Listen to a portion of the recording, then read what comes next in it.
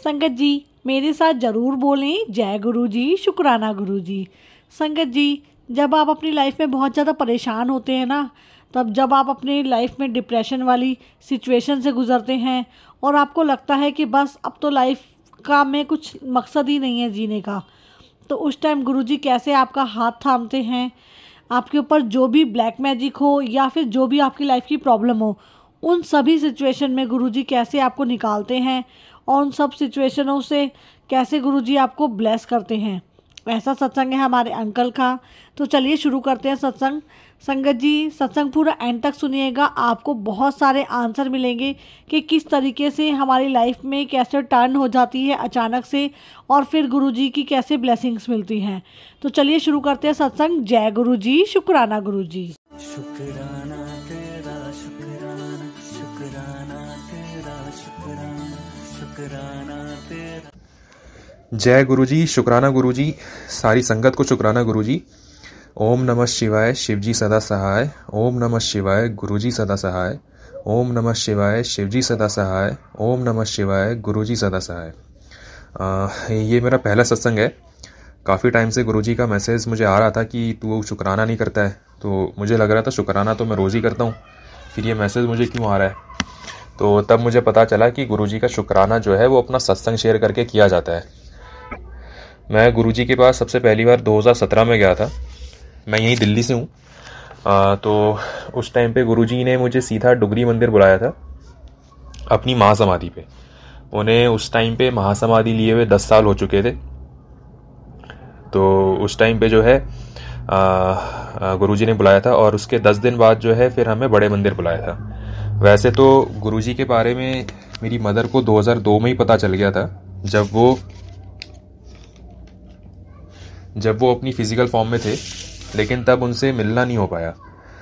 हम उन्हें ढूंढते हुए छतरपुर तक गए थे, लेकिन छतरपुर में एंटर करते ही जो लाइन से कई सारे मंदिर है ना, हम वहीं पर उनको देखने लगे क्योंकि उनकी जो एग्जैक्ट लोकेशन थी वो हमको नहीं पता थी। तो वहाँ पे जो है उनको हम देखने लग गए तो वो हमको मिले नहीं। मेरी मदर जो है वो काफ़ी छोटी एज से संत महात्माओं के पास जाती रही है। तो जब हम उनका पता पूछ रहे थे वहाँ पे, तो मेरी मदर जो है वो एक जगह पे ध्यान में बैठ गई और जब ध्यान लगा करके वो बैठ गई तो उनको फिर एक आवाज़ आई कि तू अपने गुरु के पास जा। फिर हम जो है उस टाइम वापस आ गए घर। उसके बाद फिर हमारा दोबारा जाना 2017 में हुआ, 15 साल के बाद। अब जैसी गुरुजी की इच्छा है इसमें। 2017 में जाने के बाद फिर मैं नहीं गया, मैं फिर 2022 में गया। मेरे फादर जो थे वो गुरुजी की भक्ति करने लगे थे, उनको ज़्यादा गुरुजी ने कनेक्ट कर लिया था उस टाइम पे। तो 2017 के बाद जो है 2018-19 वगैरह में सत्संग वगैरह अटेंड करना शुरू कर दिया था। और 2020 में जो है गुरुजी का एक छोटा स्वरूप और गुरुजी का जो चरण स्वरूप थे वो हमारे घर पे आ गए थे। फादर के ही एक फ्रेंड थे, उन्होंने ही हमको जो है गुरुजी के बारे में बताया था और ये बताया था कि भाई गुरुजी का जो मंदिर है वो छतरपुर में नहीं, छतरपुर के आगे भाटी माइंस एक जगह है वहाँ पर है। तो तब हमें उनके मंदिर की एग्जैक्ट लोकेशन पता चली थी। खैर 2022 में फिर मैं जो हूँ गुरुजी के बड़े मंदिर गया और तब से फिर मैं जो हूँ रेगुलर ही जा रहा हूँ। मेरा कनेक्शन जो है तब से गुरुजी के साथ है, बल्कि ये कही कि 2023 से ज़्यादा मेरा कनेक्शन गुरुजी के साथ स्ट्रॉन्ग हुआ है। एक्चुअली 2012 से ही मैं कई सारी प्रॉब्लम से गुजर रहा था, तो मुझे बहुत सीवियर प्रॉब्लम्स हुई जिससे मुझे गुजरना पड़ा। अपनी लाइफ का मैंने एक बहुत ही ख़राब फेज़ देखा है जिसने मुझे अंदर तक हिला करके रख दिया था। डिप्रेशन में मैं चला गया था और डिप्रेशन की भी मैं बहुत सीवियर फेज़ से गुजरा हूँ। इस पॉइंट तक कि मुझे ये लगता था कि लाइफ में अब कोई इंटरेस्ट रह नहीं गया है, लाइफ में कुछ करने को नहीं रह गया है। और हर सुबह मेरे को जो उठना है वो बोझ लगता था। हर सुबह मुझे उठ करके ये लगता था कि यार क्या करना है उठ करके, और क्या है ऐसा करने को जिसके लिए उठें।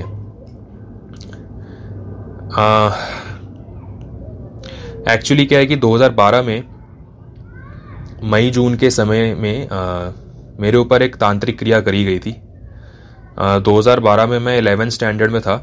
I was 16 at that time. तो उस टाइम पर मैं एकेडमिक्स में काफ़ी अच्छा हो करता था। स्कूल से लेकर के अपनी कोचिंग तक मैं टॉपर्स में आता था और मेरे घर में जो है सर्टिफिकेट्स, मेडल्स और बैजेस वगैरह ये सब चीज़ें मुझे काफ़ी मिली थी, कई बार मिली थी। तो एकेडमिक्स में मैं अच्छा था, फ्यूचर मेरा ब्राइट था।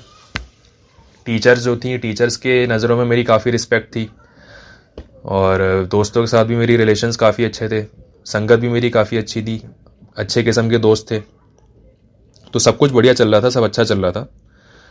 तो उस साल फिर 2012 में जब मैं 10th से 11th में आया तो मैंने अपने कैरियर के लिए काम करना, कैरियर के ऊपर फोकस करना शुरू किया।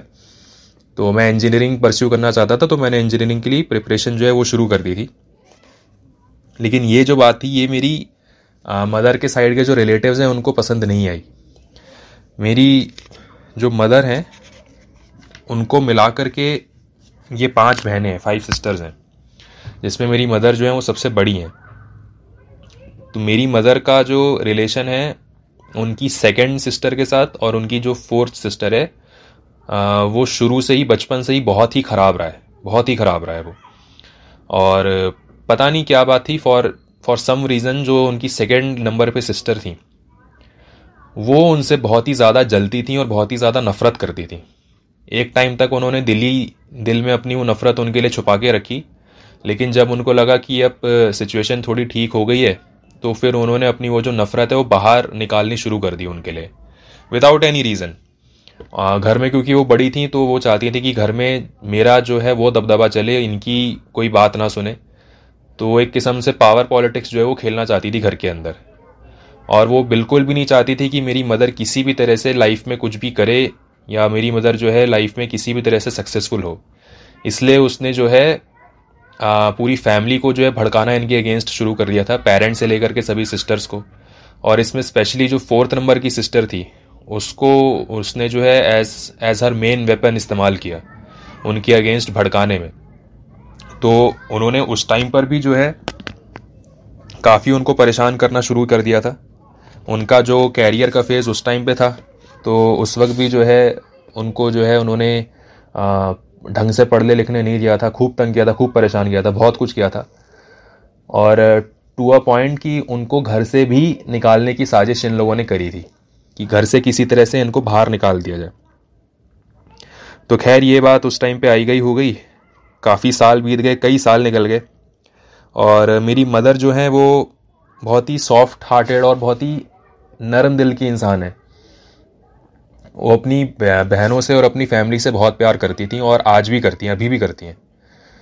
तो इतना सब कुछ हो जाने के बाद भी उन्हें तकलीफ़ तो इन सब चीज़ों से बहुत हुई, लेकिन मतलब जो दिल में एक प्यार होता है ना अपनी बहनों के लिए, वो नहीं गया, वो बरकरार था।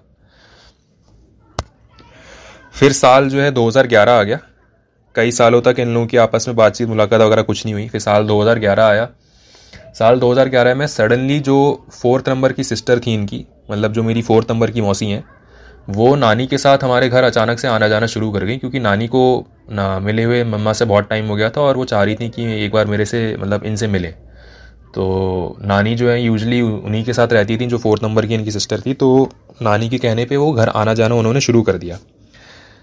तो मेरी मदर तो जो थी क्योंकि उनके दिल में सभी बहनों के लिए प्यार था और उस टाइम पर भी था, तो उन्होंने जो है जो कुछ भी पास्ट में हुआ वो सब कुछ भुला करके दोबारा से उनके साथ कांटेक्ट करना शुरू कर दिया और घर पे बुलाना शुरू कर दिया, ये सोच के कि भाई शायद अब इतने साल निकल गए, इतने साल हो गया, सब कुछ ठीक हो जाएगा।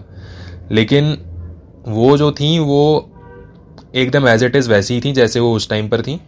उनके दिल में जो नफ़रत की फीलिंग थी और जलन की फीलिंग थी मेरी मदर के लिए, वो बिल्कुल भी नहीं गई थी, बिल्कुल भी ख़त्म नहीं हुई थी।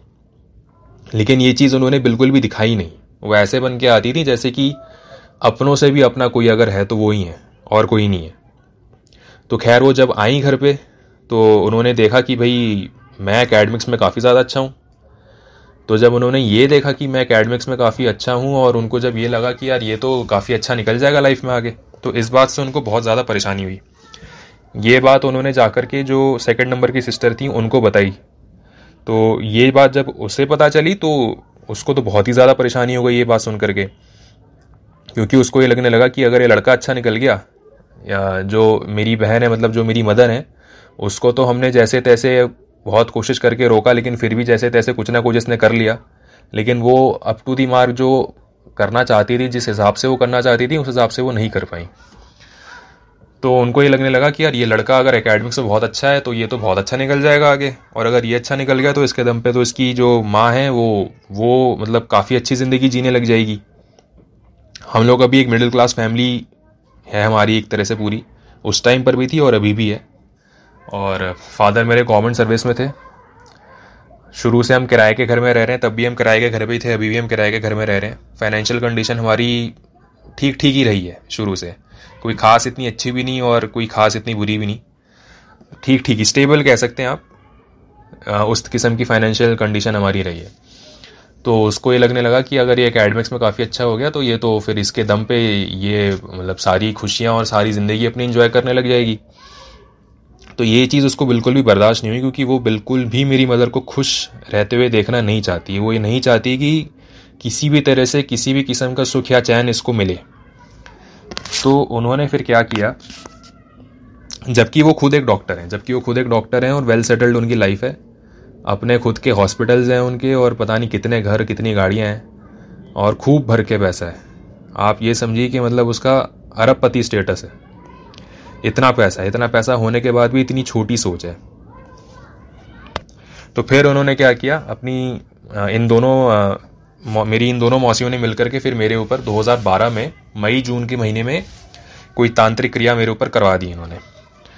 अच्छा, ये चीज़ हमको उस टाइम पता भी नहीं थी, लेकिन मई जून के महीने में क्या होता था कि मैं रात में अक्सर जो है, या तो जहाँ मैं रहता था वहाँ पे नाइट वॉक के लिए निकल जाया करता था खा पी करके, या तो हमारी जो छत थी छत पे चला जाया करता था घूमने के लिए। तो मैं जब छत पे गया था एक बार रात में, तो वहाँ मैंने देखा कि आग का एक गोला जो करीब फुटबॉल के साइज़ का बराबर होगा, रात की 11 बजे के करीब, वो मेरे सर के ऊपर आया, और सर के ऊपर आकर के कुछ सेकंड वो वहाँ पे रहा, मुश्किल से 5 सेकंड या 10 सेकंड के लिए वहाँ पे रहा, और फिर उसके बाद वो गायब हो गया।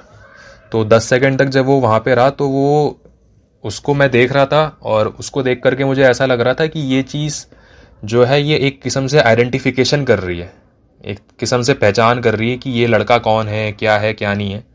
और इस तरह से करने के बाद फिर वो चीज़ गायब हो गई। तो जब वो चीज़ मैंने देखी और ये चीज़ हुई, उसके बाद से अच्छा इस चीज़ को मैंने नज़रअंदाज कर दिया। मुझे लगा ठीक है कोई चीज़ होगी, ये सब चीज़ों पे मेरा ध्यान नहीं गया कि ये कुछ मेरे ऊपर करने की कोशिश या किया कराए वाली कुछ बात है। तो इस चीज़ को इग्नोर कर दिया, मैंने घर पे भी नहीं बताया, लेकिन ये चीज़ मेरे दिमाग में रह गई। तो उसके बाद से फिर क्या हुआ कि धीरे धीरे मेरी जो सिचुएशन थी वो ख़राब होनी शुरू हो गई।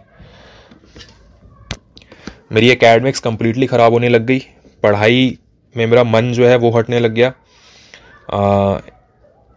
मैं स्कूल जाना मैंने बंद कर दिया सडनली। मेरे फ्रेंड्स और टीचर्स वगैरह जो है उनको समझ में नहीं आ रहा था कि क्या हो रहा है इसको अचानक से। मैंने एग्ज़ाम्स देने छोड़ दिए। मैंने 11th जो है अपनी जो स्कूल जिसमें मैं था वो स्कूल छोड़ दिया मैंने। दोबारा 11th मैंने करी। जब दोबारा 11th में मैंने करी तो मैं फिर 11th में फ़ेल हो गया। 2 बार 11th में फ़ेल हुआ मैं। उसके बाद मेरी 12th भी बेकार गई। 12th में भी मेरी परसेंटेज बहुत ही ख़राब हुई। जैसे तैसे करके मैंने अपनी 12th पास करी। उसके बाद जैसे तैसे करके मैंने जो है मुझे किसी कॉलेज में एडमिशन मिला, वो भी 1 साल ड्रॉप करने के बाद। और जैसे तैसे बड़ी मुश्किल से फिर मैंने जो अपनी इंजीनियरिंग कंप्लीट करी। उसमें भी मेरा जो 1 साल था वहाँ पर भी मैं फ़ेल कर गया था। तो इतनी बुरी कंडीशन मेरी हो गई थी, इतनी वर्स्ट हो गई थी मेरी कंडीशन, जबकि कोई सोच नहीं सकता था कि इस लड़के के साथ ऐसा कभी होगा जो इतना अच्छा उस टाइम पे काम कर रहा था और जिसका इतना ब्राइट फ्यूचर उस टाइम पे लग रहा था। एट प्रेजेंट जो है ग्रेजुएशन हो गई है लेकिन कोई जॉब नहीं है, और अभी भी घर पे ही बैठा हुआ हूँ मैं। कोशिश कर रहा हूँ कहीं कुछ हो जाए। मेरे फादर रिटायर हो चुके हैं और उनकी जो पेंशन है वही एकमात्र इस टाइम पे ज़रिया है हमारे घर की जो इनकम है उसका। इसका बहुत ही मतलब नेगेटिव एक इफ़ेक्ट मेरे ऊपर पड़ा है, मेरे पे मेंटली, मेरे पे इमोशनली। मेरे जितने भी बचपन के दोस्त थे वो सारे के सारे चले गए हैं, उनके सबके साथ मेरे रिश्ते ख़त्म हो चुके हैं। मेरी जो इमेज थी, जो मैंने इज़्ज़त कमाई थी, वो सब की सब मिट्टी में मिल चुकी है, सब पे दाग लग चुका है। और इसका मुझे सबसे ज़्यादा अफसोस और सबसे ज़्यादा तकलीफ़ मुझे इस बात की हुई है, सबसे ज़्यादा दर्द मुझे इसी चीज़ ने दिया है कि मेरे जितने भी रिलेशंस थे, जो मेरी इज़्ज़त थी, वो सब की सब जो है पानी में चली गई है। फिर उसके बाद पढ़ाई मेरी जैसे तैसे ख़त्म हुई। जो पढ़ाई मेरी 2018 में ख़त्म हो जानी चाहिए थी वो मेरी 2022 में जाकर के ख़त्म हुई। 2012 से 2022 पूरे 10 साल लग गए इस चीज़ को करने में, जो कि बहुत ही आराम से हो जानी चाहिए थी। और उस टाइम तक भी ये चीज़ नहीं पता थी कि किसी ने कुछ कर दिया है। हालांकि हाँ, बीच में एक आधा बार तो नहीं, 3-4 दफ़ा लोग आए थे और उन्हें बताया था कि यार इसके ऊपर किसी ने कुछ किया हुआ है। लेकिन हर बार जब भी कोई बताता था कि इस पे किसी ने कुछ किया तो बताने के बाद कहता था कि भाई ये उपाय करना पड़ेगा और इसका इतना पैसा लगेगा। तो हमने इन चीज़ों पे फिर बिल्कुल भी ध्यान नहीं दिया, क्योंकि हमको लगा कि शायद ये पैसा बनाने की कुछ हरकत है, तो इन सब चक्करों में नहीं पड़ना है।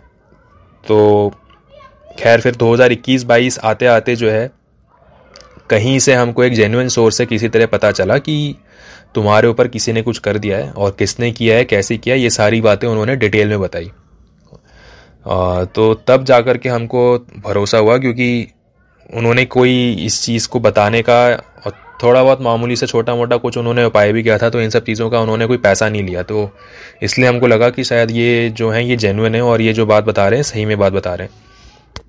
लेकिन ये एक ऐसी चीज़ है जो पब्लिकली मैं बता नहीं सकता हूँ, किसी के सामने मैं ये बातें खुल के बोल नहीं सकता, क्योंकि अगर मैं बोलूँगा तो लोग सोचेंगे कि ये बहाने कर रहा है या बेकार की बातें कर रहा है। मेरे दोस्त तो यही सब सोच करके चले गए कि ये बंदा अपनी लाइफ में सीरियस नहीं है और इसका अब कुछ होने वाला नहीं है। तो वो सारे के सारे जो हैं वो ये सब सोच के चले गए, जबकि एक टाइम पे मैं उन सबसे बेहतर था काम करने में, और आज के टाइम पे वो सारे के सारे लोग जो हैं, कोई माइक्रोसॉफ्ट में काम कर रहा है, कोई गूगल में काम कर रहा है, कोई यूएसए में है, कोई यूके में है, कोई कनाडा में है, और मैं यहीं पे घर में अपने बैठा हुआ हूँ। मुझे बहुत ही सीवियर डिप्रेशन के फेज से इससे गुजरना पड़ा। बर्नआउट की जो स्टेट होती है, बर्नआउट की स्टेट मतलब एक ऐसी स्टेट होती है जहाँ पे आपका ज़िंदगी में जो इंटरेस्ट होता है वो पूरी तरह से ख़त्म हो जाता है। लाइफ में कुछ भी करने का, ज़िंदगी जीने का जो एक इंटरेस्ट होता है वो पूरी तरह ख़त्म हो जाता है। तो मैं बर्नआउट की स्टेट को भी मैंने एक्सपीरियंस किया है, इतना सीवियर डिप्रेशन मुझे हुआ था। तो जो चीज़ पहले मेंटली और इमोशनल लेवल पे शुरू हुई थी वो धीरे धीरे फिर बाद में जाकर के फिजिकल लेवल पर भी शुरू होने लग गई। मेरे दिमाग में कोई प्रॉब्लम आ गई, पता नहीं क्या प्रॉब्लम आई। डॉक्टर्स को दिखाया, साइकेट्रिस्ट को दिखाया, कोई भी उस चीज़ को पकड़ नहीं पा रहा था। ट्विचिंग होने लग गई मेरे ब्रेन में और मेरे पूरे फेस पे। मेरे ब्रेन के लेफ़्ट साइड का जो पोर्शन था वो बहुत ही ज़्यादा डल पड़ने लग जाता था बीच बीच में। ऐसा लगता था कि जैसे कि लेफ़्ट साइड का जो हिस्सा है मेरा ब्रेन का, उसमें कुछ खालीपन है, कुछ वॉइड्स है अंदर, मतलब वो बिल्कुल भी उस साइड से ऐसा लगता था कि ब्रेन काम नहीं कर रहा है मेरा। और मेरा कंसंट्रेशन की पावर, मेरी चीज़ों को याद रखने की क्षमता, वो सब की सब ख़त्म होने लग गई धीरे धीरे। मेरा अपने ऊपर कॉन्फिडेंस, मेरा सेल्फ बिलीफ ख़त्म होने लग गया। मुझे माइग्रेन का प्रॉब्लम हो गया और मेरे को लोगों से मिलने में, बात करने में हेजिटेशन होने लग गई, जिसकी वजह से ज़्यादातर मैं घर पे ही रहने लग गया। सारा का सारा रूटीन मेरा बिगड़ गया, ना सुबह उठने का कोई टाइम, ना रात में सोने का कोई समय। मतलब ज़िंदगी एकदम ही ये समझिए कि बिखर चुकी थी। और ये सारी बातें शेयर करने के लिए कोई साथ में नहीं। जो एक आधा लोग साथ में कभी थे भी, तो वो भी जो है साथ में वो साथ छोड़ करके चले गए। तो 2022 का समय आ चुका था। 2022 में जाके मैंने ग्रेजुएशन अपनी ख़त्म करी और उसी टाइम तक ये सारी चीज़ें बहुत हाइट पे अपनी आ चुकी थी, 21-22 के समय तक। तो उस टाइम पे फिर गुरुजी ने मेरा हाथ पकड़ा और 2023 से उन्होंने और अच्छे से मेरा जो है कनेक्शन मेरा उनके साथ बना है। गुरुजी से जुड़ने के बाद से सिचुएशन मेरी धीरे धीरे ठीक होने लगी है। जो इतने टाइम से जो दर्द और तकलीफ़ मेरे को था, और एक मतलब कॉन्स्टेंटली हर दिन मुझे जो एक पेन अपने अंदर फील होता था, उससे मुझे काफ़ी हद तक रिलीफ मिला है। हालांकि पूरी तरह वो चीज़ ख़त्म अभी नहीं हुई, लेकिन काफ़ी हद तक मुझे उससे रिलीफ मिला है। ऐसा लग रहा है कि इतने सालों के जो ज़ख्म मेरे हुए हैं उनको कोई ठीक करने का, उनको कोई हील करने का काम कर रहा है, कोई मरहम उनके ऊपर लगा रहा है। जो चिंता हर वक्त मेरे को रहती थी वो चिंता मेरी अब काफ़ी हद तक ख़त्म हो चुकी है। डिप्रेशन और फ्रस्ट्रेशन मेरा बहुत हद तक चला गया है, एकदम ना के बराबर हो गया। डिप्रेशन तो मेरा एकदम ना के बराबर हो चुका है। गुस्सा मुझे बहुत आता था, गुस्सा मेरा काफ़ी ज़्यादा बढ़ गया था, वो भी मेरा काफ़ी कम हो गया है। अंदर से मुझे हर वक्त ना एक बंदिश सी लगती थी, मतलब ऐसा लगता था कि कोई चीज़ अंदर मेरे बैठ करके मुझे काम करने से रोक रही है, मुझे आगे बढ़ने से रोक रही है। अगर मैं कुछ भी पॉजिटिव सोचता था तो तुरंत कुछ ना कुछ नेगेटिव या तो मेरे आसपास हो जाता था या तो मैं अपने आप ही नेगेटिव हो जाता था, मेरा पूरा माइंडसेट नेगेटिव हो जाता था। अगर मैं कुछ भी अच्छा काम करने की कोशिश करता था तो ऐसा लगता था कि कोई चीज़ उस चीज़ को रिवर्स कर रही है। अगर मैं 2 कदम आगे लेता था तो कोई चीज़ ऐसा लगता था कि मेरे पैर को पकड़ के मुझे वापस पीछे घसीट रही है। मतलब कोई कुछ ऐसा था, और इस टाइम तक भी मेरे को ये चीज़ नहीं लग रही थी कि किसी ने मेरे पे कुछ कर दिया। मैं यही सोच रहा था कि शायद ये साइकोलॉजिकल है। मुझे ऐसा लग रहा था कि शायद कुछ गलतियां मैंने करी हैं, कुछ चीज़ें अकॉर्डिंग टू दी प्लान मैंने नहीं करी हैं, उसकी वजह से फेलियर मेरे को लाइफ में फेस करना पड़ गया है। और एक बार फेलियर फेस करना पड़ गया तो उसकी वजह से फिर मुझे साइकोलॉजिकली सारी प्रॉब्लम्स हो गई। तो मैं सब साइकोलॉजिकल है ये सब सोच करके मैं इन चीज़ों को डील कर रहा था विदाउट हैविंग एनी अवेयरनेस कि मेरे साथ इतनी बड़ी चीज़ कोई हुई है। तो कुछ भी पॉजिटिव करने की कोशिश करता था, ऐसा लगता था वापस घसीट रही कोई चीज़, हाथ पकड़ के मुझे वापस पीछे घसीट रही है। सही रास्ते पे ऐसा लग रहा था कोई चीज़ चलने से मुझे रोक रही है, कोई चीज़ मेरा पोटेंशियल जो है वो बाहर आने से रोक रही है। तो ये सब चीज़ें मुझे बहुत अंदर से फील होती थी। तो ये जो बंदिश वाली एक फीलिंग थी ये मेरी काफ़ी हद तक ख़त्म हुई है। इस चीज़ से मुझे काफ़ी हद तक छुटकारा मिला है और अंदर से खुशी जो है जो काफ़ी सालों से गायब थी वो वापस आने लगी है। मेरे अंदर से पॉजिटिविटी और मेरे माइंडसेट में पॉजिटिविटी धीरे धीरे वापस आने लगी है और मुझे अंदर से अब दोबारा से ये फीलिंग आने लगी है कि नहीं भाई, कुछ करना है लाइफ में, आगे बढ़ना है और ऊपर उठना है, ज़िंदगी में कुछ अच्छा करना है। इस किस्म की फीलिंग्स मेरे को दोबारा से वापस आने लग गई हैं। मेरी मेहनत करने की कैपेसिटी बिल्कुल ही ख़त्म हो गई थी। 2020-21 आते आते तो बहुत ही बुरा हाल था, बिल्कुल भी काम नहीं हो पा रहा था मेरा। मतलब एक दिन आप समझिए कि प्रोडक्टिविटी जो एक दिन में आनी चाहिए ना, वो उसकी 1% भी नहीं आ रही थी। मतलब सारे के सारे दिन मेरे एकदम वेस्ट, एकदम खाली निकल रहे थे, पूरा ब्लॉक हो गया था मामला। और मेरी बॉडी पे मुझे बहुत ज़्यादा लोड फील होता था, जैसे कि मुझे ऐसा लग रहा है बीमार सा हो गया हूँ। मुझे अपनी चेस्ट पे, अपनी पूरी बॉडी पे, स्पेशली मुझे अपनी चेस्ट पे बहुत लोड फील होता था। तो वो जो लोड की फीलिंग है पूरी बॉडी पे वो पूरी तरह ख़त्म हो चुकी है। अब मुझे ज़रा सा भी अपनी बॉडी पे किसी भी किस्म का पेन या किसी भी किस्म का लोड फील नहीं होता है। गुरुजी के बड़े मंदिर जाकर के बहुत फ़ायदा हुआ है। बड़े मंदिर तो मतलब एक ऐसी जगह है कि जब फर्स्ट टाइम मैं गया था तभी मुझे जाकर के अच्छा लगा था, लेकिन अभी जब से मैं रेगुलर जाने लगा हूँ तो बड़े मंदिर जाकर के तो ऐसा लगता है कि यहाँ से वापस ही मत आओ। इतना सुकून, इतना चैन और इतनी शांति मिलती है वहाँ पे, इतना दिल लगता है वहाँ पे। जो वहाँ पे गुरबाणी चल रही होती है, जो वहाँ पे भजन चल रहे होते हैं, वो सब सुन करके इतना अच्छा लगता है, दिल करता है कि यहीं पर बैठे रहो। और गुरुजी का तो लंगर खा के और भी अच्छा लगता है। सिंपल सा लंगर होता है लेकिन बहुत ही ज़्यादा स्वाद वाला, बहुत ही ज़्यादा टेस्ट वाला। और वो लंगर खा के ऐसा लगता है कि आपके शरीर का एक एक सेल जो है ना, वो एक एक सेल एनर्जी से भर रहा है। तो गुरुजी से मिलने के बाद से जो है पिछले 1 से 1.5 साल में जो है सिचुएशन में मेरी काफ़ी सुधार आया है। हालांकि अभी भी मैं कहूँगा कि 100% रिकवरी तो मेरी नहीं हुई है, लेकिन आई वुड से कि शायद 70% तक मेरी सिचुएशन में काफ़ी सुधार आ चुका है। 70 to 80% तक। अब जब से गुरुजी के साथ कनेक्शन बना है तो गुरुजी के कई सारे मैसेज भी मुझे आने शुरू हो गए। गुरुजी का जो मुझे सबसे फ्रीक्वेंट मैसेजेस आने शुरू हुए हैं वो ये थे कि तेरे ऊपर किसी ने ब्लैक मैजिक कर दिया है और ये ब्लैक मैजिक तेरे किसी अपने ने ही किया है और ये ब्लैक मैजिक बहुत ही ज़्यादा स्ट्रांग है, लेकिन तू चिंता मत कर, मैं सब ठीक कर दूंगा। ब्लैक मैजिक थोड़ा स्ट्रांग है तो सब्र रख, लेकिन मैं सब कुछ ठीक कर दूंगा। तो गुरुजी मेरे को कंटिन्यूस ऐसे मैसेजेस दे करके ये विश्वास दिला रहे हैं कि तू चिंता करने की तेरे को कोई ज़रूरत नहीं है, जो भी है सब सही हो जाएगा। और अब मैं हूँ तेरे साथ, मैं तेरे अंग संग हूँ, तेरी प्रोटेक्शन करने के लिए अब मैं हूँ। तेरे पे कोई कुछ भी नहीं कर सकता और जिसने भी तेरे साथ कुछ भी किया है ना, उसको उसका दुगना ही मिलेगा। तेरे को कुछ भी टेंशन लेने की ज़रूरत नहीं। तो गुरुजी धीरे धीरे ठीक कर रहे हैं। जो मेरा ब्रेन का जो भी प्रॉब्लम्स मैंने आपको बताई थी वो तो काफ़ी हद तक वो तो सही हो गई मेरी, लेकिन बस एक माइग्रेन है वो रह गया है, लेकिन वो भी मुझे उम्मीद है कि ठीक हो जाएगा। मूड स्विंग्स मेरे को होते थे अक्सर काफ़ी ज़्यादा, वो भी मेरे काफ़ी हद तक ठीक हो रहा है। गुरुजी का एक बड़ा सा स्वरूप हमारे घर में है और गुरुजी की ब्लेसिंग से हमको गुरुजी के और भी 3-4 छोटे स्वरूप मिले हैं। गुरुजी ने मेरे को पर्सनली एक लॉकेट स्वरूप और एक ब्रेसलेट स्वरूप भी ब्लेस किया है। और गुरुजी ने कहा था कि एक लोटा ब्लेस करा ले अपने लिए, तो वो लोटा भी ब्लेस कराया है और लोटा ब्लेस कराकर मैं अब उससे रेगुलरली जल पी रहा हूँ। गुरुजी ने फिर मेरे को ये भी मैसेज किया था कि भाई अमृत वेला किया कर। तो अमृत वेला भी फिर मैंने उसके बाद से करनी शुरू कर दी है। रेगुलर तो नहीं है लेकिन हाँ शुरू कर दिया मैंने, लेकिन अब सोच रहा हूँ कि उसको रेगुलर करूँ। गुरुजी मुझे कई बार मैसेज कर रहे थे कि मैं तेरे घर तेरे से मिलने आऊँगा।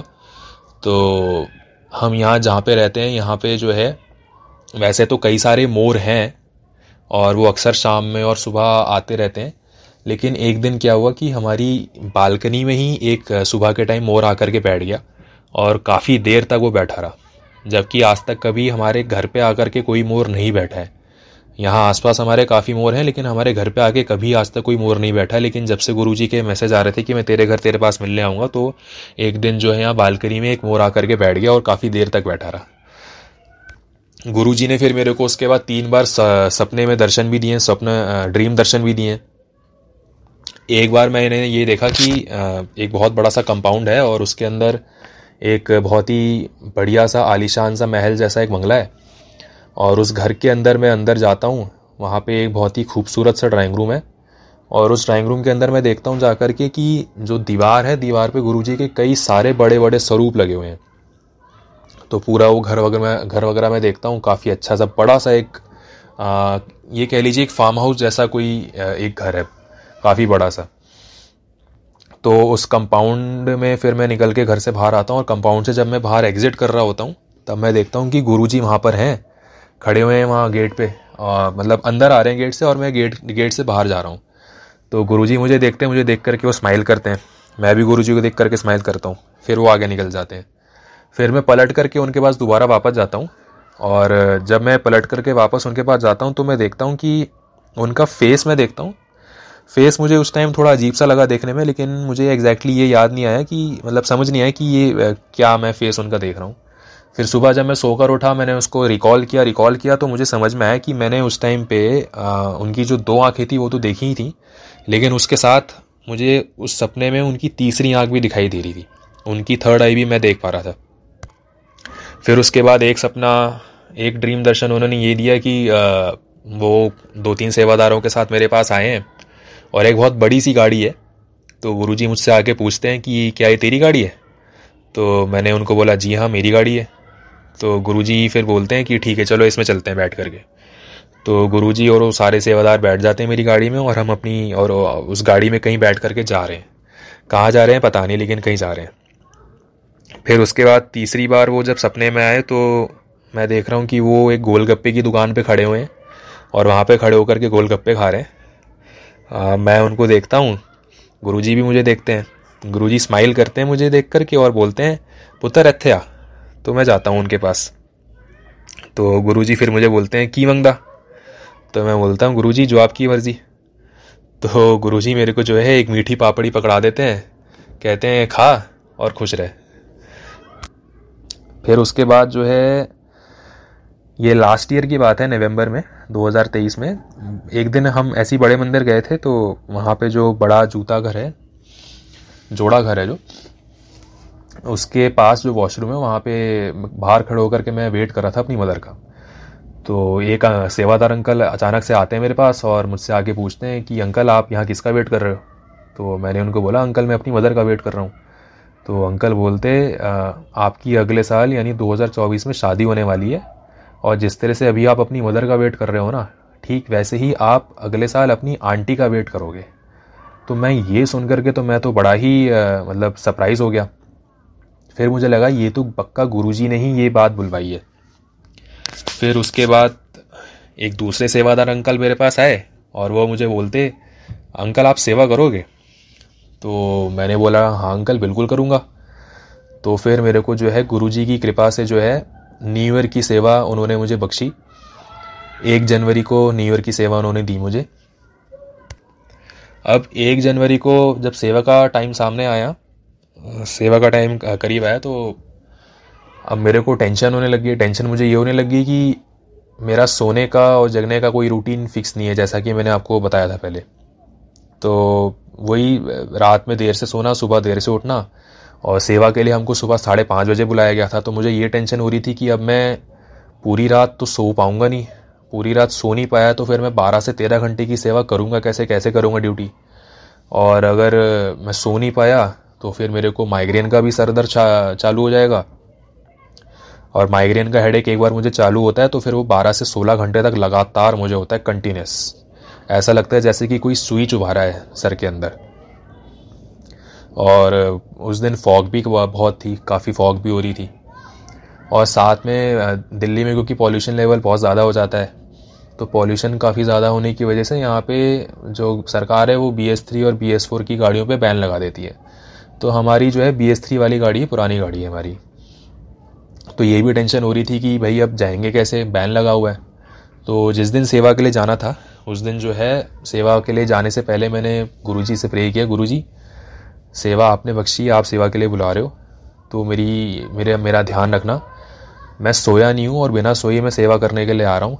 तो आप मेरे को पूरे दिन एक्टिव रखना, पूरे दिन मुझे नींद ना आए, सेवा मैं आराम से कर लूँ, और अगले दिन भी जब मैं सो कर के उठूँ सेवा मैं आराम से कर लूँ, मुझे पूरे दिन माइग्रेन का कोई सरदर्द ना हो, कोई हेडेक ना हो, और अगले दिन भी जब मैं सो कर के उठूँ तो आराम से बिना किसी प्रॉब्लम के उठूँ, मुझे उस टाइम पर भी माइग्रेन का कोई हेडेक ना हो। साथ में फॉग बहुत ज़्यादा हो रही है तो फॉग ना हो। और तीसरी चीज़ ये कि जो गाड़ी पे बैन लगा हुआ है प्लीज़ वो बैन हटा दो। तो नेक्स्ट डे फिर उसके बाद फिर जब मैं सेवा के लिए गया तो गुरुजी ने मेरी वो तीनों बातें सुन ली। ना तो उस दिन फॉग थी, जबकि उससे 3-4 दिन पहले तक और इवन उसके बाद भी सुबह के टाइम बहुत ही ज़्यादा डेंस फॉग दिल्ली में रही है, और दोपहर के टाइम पे जो बैन लगा हुआ था वो बैन भी हटा दिया। और इसके अलावा मैं 1 तारीख को सेवा करी थी, तो उससे एक दिन पहले 31 को मैं मॉर्निंग में कभी सो करके उठा था। तो उस टाइम से लेकर के पूरा 1 जनवरी का दिन और रात के 12 बजे मैं सेवा करके वापस घर आया हूँ। तो करीब 40 घंटे तक मैं नॉन स्टॉप जगा रहा, और 40 घंटे तक मैंने जग करके उसमें सेवा करी, और मुझे बिल्कुल भी वहाँ पे सेवा करते टाइम नींद नहीं आई, बिल्कुल भी नींद नहीं आई। और रात के 12 बजे मैं जब वापस घर आया तो उस टाइम पर भी मुझे बिल्कुल नींद नहीं आ रही थी, और मुझे ऐसा लग रहा था कि अभी तो 12 घंटे मैं और खड़े होकर सेवा कर सकता हूँ, और मुझे बिल्कुल भी माइग्रेन का हेडेक नहीं हुआ। तो गुरुजी इस तरह से ध्यान रखते हैं, इस तरह से आपकी हर एक बात को वो सुनते हैं, एक एक छोटी छोटी बात का वो ख्याल रखते हैं। गुरुजी के मुझे लगातार ये मैसेजेस आ रहे हैं कि 2024 तेरे लिए बहुत ही अच्छा साल होगा, तेरे लिए ये साल खुशियों से भरा हुआ होगा, तुझे मैंने एक कोठी ब्लेस कर दी है, तुझे मैंने एक गाड़ी ब्लेस कर दी है। और फिर मुझे वो मैसेज कर रहे हैं कि जिसको मैंने चुना है उसका तेरे जीवन में आने का समय हो गया है। तो इस तरह से गुरुजी के जो है रेगुलरली जो है मैसेजेस आ रहे हैं, और मुझे पूरा विश्वास है गुरुजी पे कि जो कुछ भी गुरुजी मुझे कह रहे हैं वो सब कुछ वो पूरा करेंगे। और गुरुजी से बस यही प्रार्थना है कि जो कनेक्शन गुरुजी के साथ बना हुआ है वो इसी तरह से बना रहे, और उसी तरह से जो है और डे बाय डे स्ट्रांग होता रहे। गुरुजी ने हाथ पकड़ा है तो कस के वो हाथ पकड़े रहें। बाकी जब कोई दोबारा बड़ा कोई सत्संग होता है मेरे साथ तो फिर मैं वो आपके साथ शेयर करूँगा। और उस टाइम पर फिर मैं आपको ये भी बताऊंगा कि जैसे मैंने आपको पहले बताया था कि मेरी मदर काफ़ी छोटी ऐसे संत महात्माओं के पास जाती रही है। तो मेरी पूरी फैमिली, मैं मेरे फादर, मेरी मदर, हम सब मानते हैं, मेरी मदर ज़्यादा, और मैं भी मानता हूँ, मैं भी काफ़ी इन चीज़ों में इंटरेस्टेड और कनेक्टेड रहा हूँ। तो फिर मैं तब आपको बताऊंगा कि संत महात्माओं के साथ हमारा क्या कनेक्शन है। और गुरुजी के पास जब मैं पहली बार गया था डुगरी, जब उन्होंने बुलाया था, तो उस टाइम पर मैं क्या सोच करके गुरुजी के पास गया था ये भी तब मैं आपके साथ शेयर करूँगा। तो अभी सत्संग मेरे ख्याल में थोड़ा लंबा हो रहा है, तो अभी के लिए मैं अपनी वाणी को यहीं पे विराम देता हूँ। जब कुछ होता है अगला सत्संग तो, और जैसे ही गुरुजी मुझे आदेश देते हैं सत्संग शेयर करने का दोबारा, तो मैं आपके साथ दोबारा सत्संग अपना शेयर करूँगा। जय गुरुजी, शुक्राना गुरुजी, जय गुरुजी, शुक्राना गुरुजी। सारी संगत को जय गुरुजी, और सारी संगत का भला करें गुरुजी। इसी तरह से सारी संगत के कष्टों को, दुखों को गुरुजी ख़त्म करें, और सारी संगत का गुरुजी भला करे। जय गुरुजी।